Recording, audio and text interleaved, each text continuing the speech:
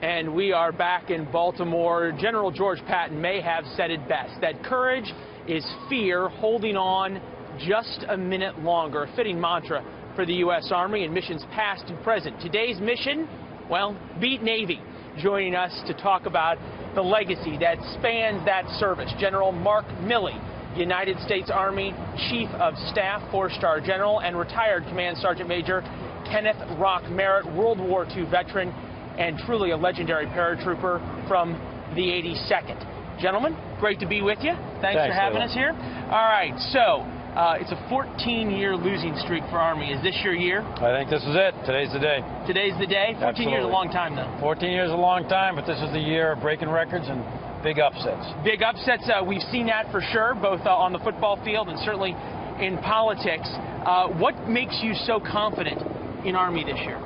Well, Army's got a very solid team. They've got the #2 defense. They got some great rushing going on. There's been a variety of factors, I think. They got good, solid players. They still have their starting team. Navy's down to their third-string quarterback, so we'll see.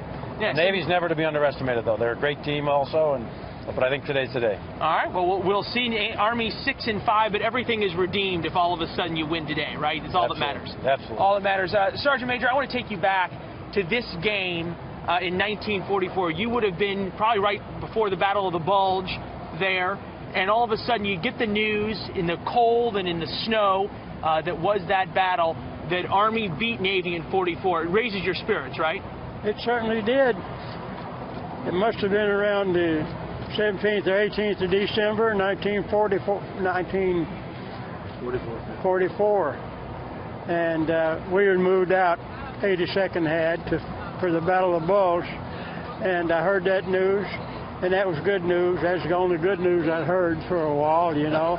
But anyway, yes, I felt great about it. You know, and you think about that, General. You know, 1944, there were a whole lot of men and boys in harm's way, and that's still the case today, whether it be Syria, Afghanistan, Iraq, or a lot of places we can't talk about. Well, that's right. We've got the Army. It's got about 187,000 soldiers right now deployed in 140 countries worldwide. You mentioned them: Afghanistan, Iraq, Syria, and elsewhere where they're in harm's way. And today's game, for sure, it's Army versus Navy, and these cadets and midshipmen are going to put it all on the line and try to get in each other's end zone.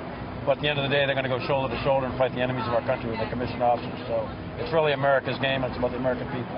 We keep hearing that term, America's game, and right. It's easy to forget as you sort of watch the fight on the football field what these men are going to go do, some of them just in 6 months, as they go join the Army, the cadets and midshipmen. It's an Army that's been at war for 15 years, though, and we've heard so much during this presidential campaign about the issues of military readiness. How ready is the Army? How well equipped is it, or is it beat down? Are those 177,000 soldiers tired? Well, the Army's not tired, not beat down the way you're putting it, but we have significant readiness challenges. We've got capacity and capability issues. All the service chiefs, myself included, have testified to that to the Senate Armed Services Committee. So we've got work to do. Are you hopeful, optimistic that what the new Commander-in-Chief is talking about? What do you need? What does the Army need to fix this?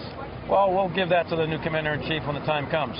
But we obviously have needs in readiness and capacity, size, and we want to make sure that our Army is bigger, stronger, and fit to fight, so to speak. So I think that we're looking forward to some days ahead where we're going to get some plus-ups, hopefully, from the United States Congress and from the current and next administration. You know, and as we talked before the show, just today an announcement, 200 more troops heading to Syria. Front page of today's Wall Street Journal saying the Pentagon, this is the headline, Pentagon to show Trump tougher options. Can you shed any light on that? Not really. There's a series of options that we're going to present to President-elect Trump when the time comes, but I think it's best presented to him first. But conceivably, these things could be something along the lines of rules of engagement changes, options, menus that any commander-in-chief could choose from. It could be any and all of those things, Leland. Well, so we'll take it step by step, and President-elect Trump will be the first to hear, and I'll be sure to call you afterwards. Well, we'll appreciate that. We'll see. We have that promise on tape now. We also have on tape. Don't count on it. Yeah, I didn't think so. Well, hold on. So we're not going to count on the phone call, but we can count now on Army beating Navy. I think that's a pretty good prediction for today. All right, so we've got that on tape. Command Sergeant Merritt, you wore the uniform of the 82nd Airborne. That is the same uniform that is going to be honored here today. And as you think back to your time in the Army and the time now.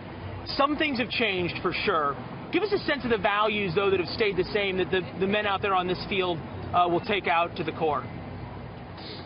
Well, you're right. There's been a lot of changes in the last 70 years in the Army.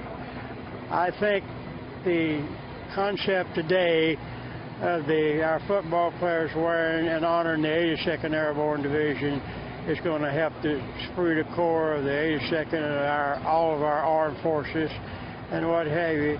And I think today, with all the turmoil that's going on in the world today,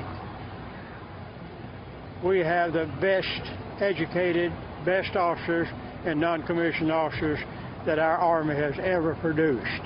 All you have to do is, and I not only say the 82nd, but I include all the other 9 divisions that we have, is the same way.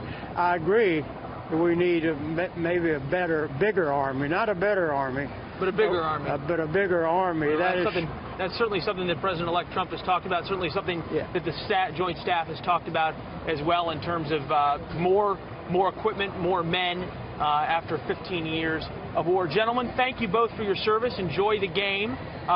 Generally, should I let you lead one? Go Army, beat Navy? Absolutely. Go Army, beat Navy. There we go. Thanks, gentlemen, thank you.